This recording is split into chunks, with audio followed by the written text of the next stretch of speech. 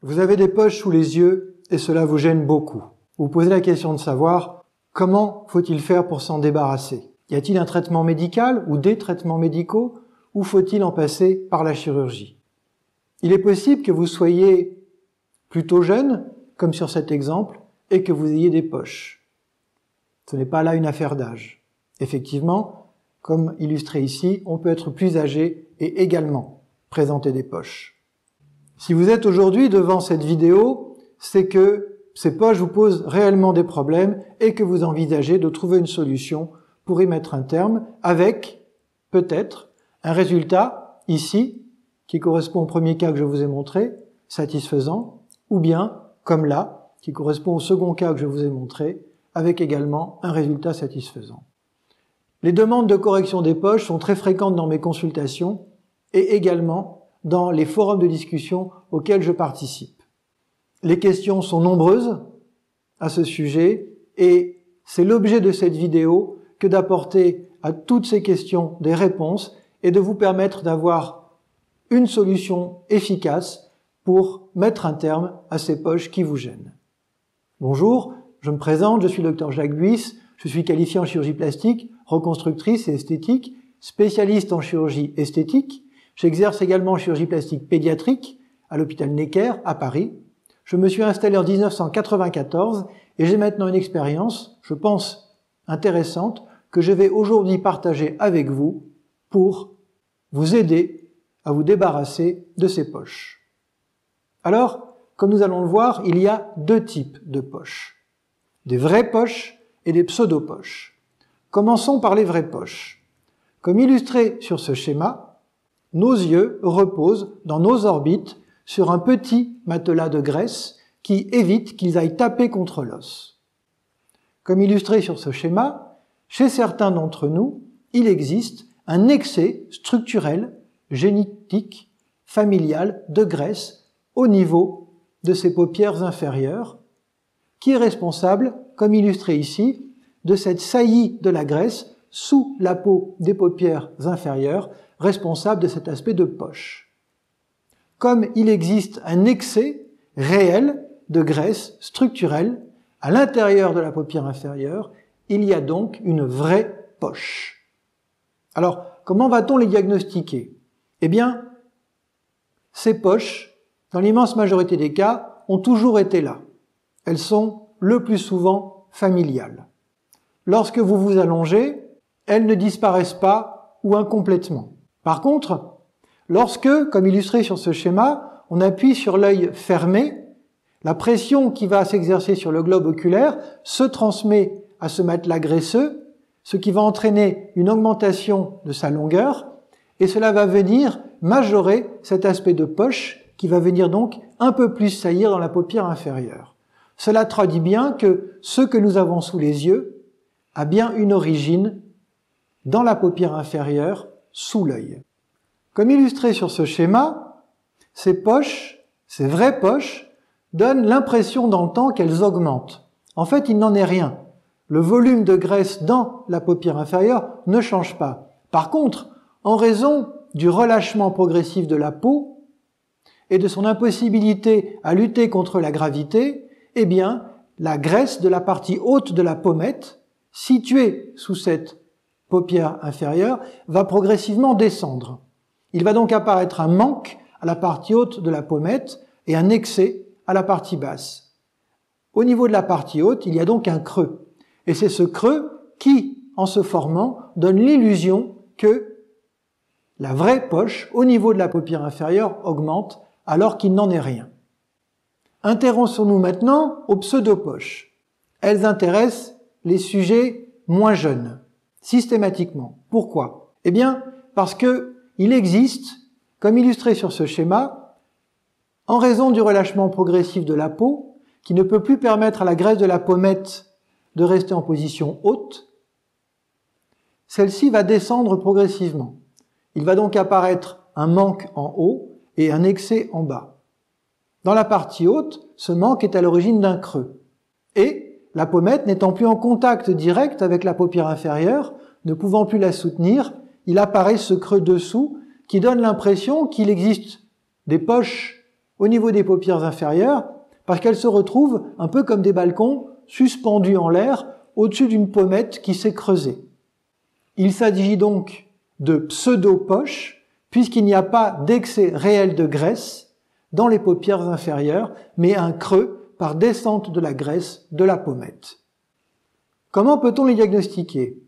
Eh bien, elles n'existaient pas par le passé et progressivement, avec le temps, ces pseudopoches vont nous donner l'impression qu'elles augmentent parce que le creux situé sous les paupières inférieures va effectivement, lui, augmenter.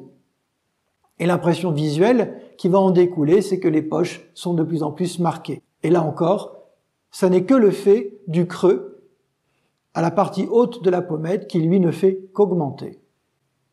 En position allongée, par contre, elles disparaissent complètement. En effet, dans cette position, la graisse remonte complètement. Elle vient donc de nouveau au contact de la paupière inférieure et le creux qui les séparait n'existe plus. Là encore, au fur et à mesure que la peau va continuer à se détendre, eh bien, la graisse de la pommette va continuer à descendre, le creux à la partie haute de la pommette va augmenter et les pseudopoches vont progressivement donner l'illusion qu'elles augmentent, alors qu'en fait, c'est le creux qui est situé sous les paupières inférieures qui ne fait qu'augmenter. Alors, comme illustré sur ce schéma, il est essentiel de différencier les deux. En effet, lorsqu'il existe un excès, la logique, c'est de l'enlever. Lorsqu'il existe un manque, parce que quelque chose est descendu, la logique, c'est de le remonter. Eh bien, c'est ce que nous voyons sur ce schéma. Dans la moitié haute, il existe une vraie poche, avec un réel excès de graisse au niveau du compartiment graisseux de la paupière inférieure. Eh bien, en toute logique, le traitement se résume à enlever l'excès de graisse dans la paupière inférieure. À l'inverse, dans la partie basse, la pseudo-poche, il n'existe aucun excès dans la paupière inférieure, mais un creux qui donne cet aspect de poche, qui est donc responsable de cette pseudo-poche, et la logique est donc de remonter la graisse qui, parce qu'elle est descendue, donne ce creux pour régler le problème. Alors, voyons maintenant le traitement des vraies poches. Eh bien, il y a deux situations. Vous êtes jeune ou vous êtes moins jeune et vous avez de vraies poches. Commençons, vous êtes jeune et vous avez de vraies poches, comme illustré ici. Eh bien, dans votre cas, il n'existe aucun relâchement de la peau. Le seul problème auquel nous sommes confrontés est l'existence d'un réel excès de graisse dans le compartiment graisseux de la paupière inférieure. Le traitement logique consiste donc à retirer cet excès de graisse au niveau de la paupière inférieure. Eh bien, comme illustré sur ce schéma, comme il n'existe pas d'excès de peau, il n'est pas nécessaire de passer à travers celle-ci si l'on peut s'en passer pour aller enlever cet excès de graisse dans la paupière inférieure. Comme vous voyez sur ce schéma, si l'on passe par l'intérieur de la paupière inférieure, il est possible d'arriver directement sur cet excès de graisse et de l'enlever. Cela s'appelle une blépharoplastie par voie conjonctivale.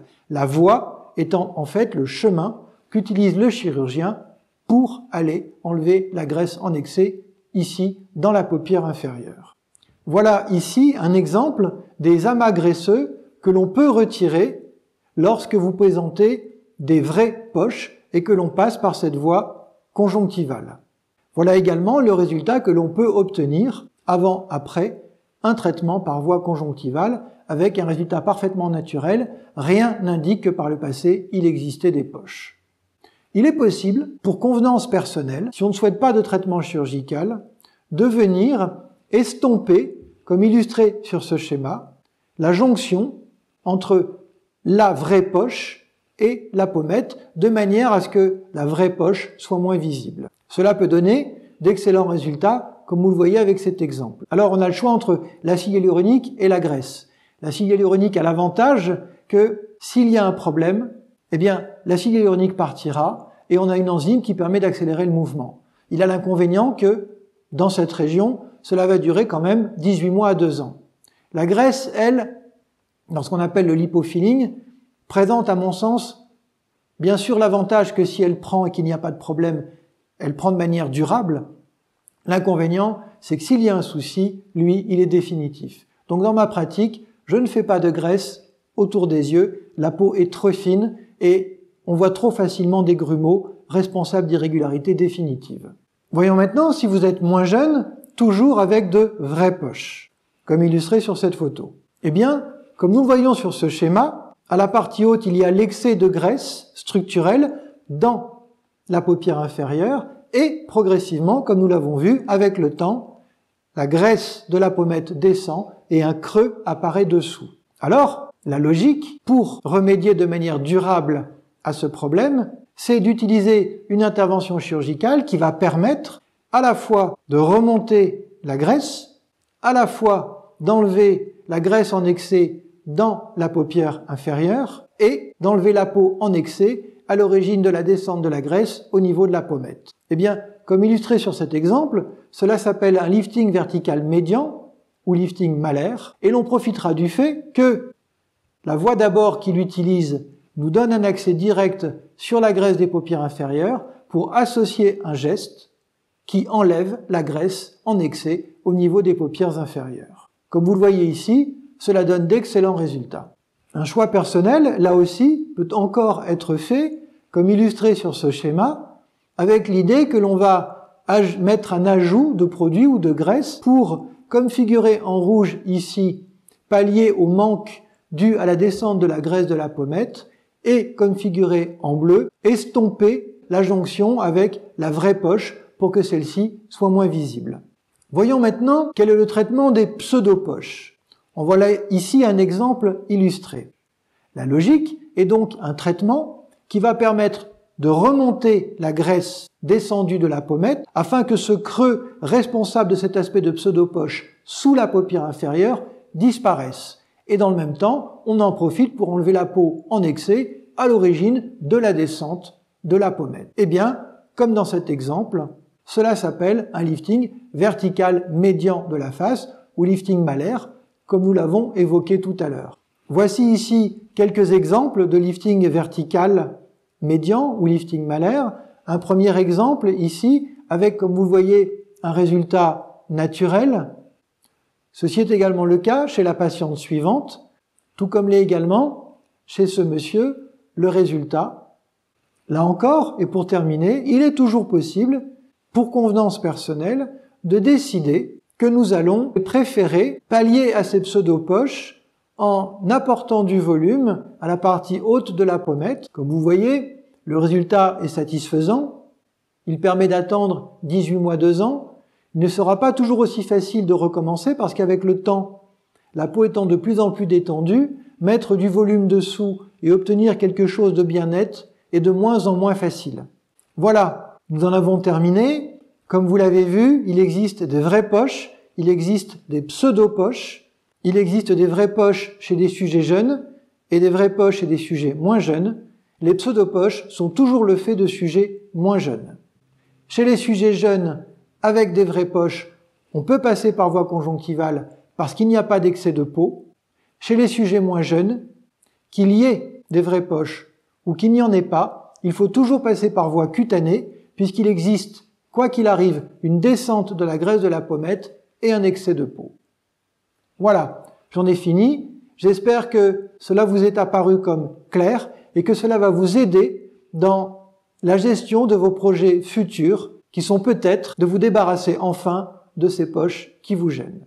Alors, pour ceux et celles qui le souhaitent, vous trouverez le texte ainsi que les photos de cette présentation sur mon blog. Vous trouverez également dans mon site internet, dans la partie visage, une partie qui est dédiée aux poches. Vous pourrez également aller sur ma page YouTube, regarder les autres vidéos de chirurgie. Vous pouvez aussi dialoguer, faire des commentaires, poser des questions via ma page Facebook ou ma page Instagram, ou par le blog, le site ou la page YouTube. C'est avec plaisir que j'y répondrai. Si vous avez aimé, n'hésitez pas à liker et à partager. Je vous remercie.